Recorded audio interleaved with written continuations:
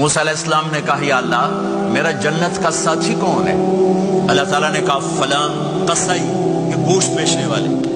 موسیٰ علیہ السلام حیران ہوئے، بھئی قصائی میرا جنت کا ساتھی کیسے بن گیا؟